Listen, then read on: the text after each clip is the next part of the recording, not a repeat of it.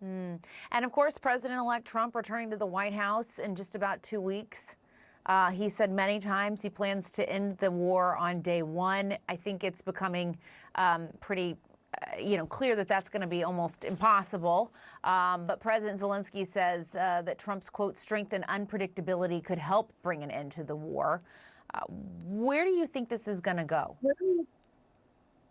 Well, I think what will happen, Jessica, is that there are going to be efforts made by the new Trump administration to actually end the conflict, at least the hot phase of the conflict. Now, whether or not Russia plays ball is another question. If Russia does not agree to some kind of a ceasefire or at least a cessation of hostilities, then I could see the potential for the Trump administration to actually ramp up aid to the Ukrainians. In fact, Lieutenant General Kellogg, the special representative for Ukraine, has made such a statement.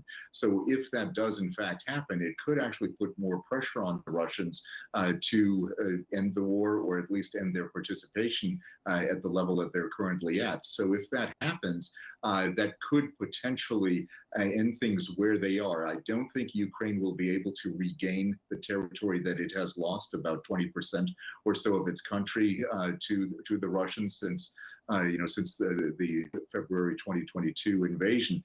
But if that is in fact the course of events where there is of a ceasefire, we may see a situation kind of like what we're seeing on the Korean Peninsula, where there is a de facto peace, but it is in fact still a state of war.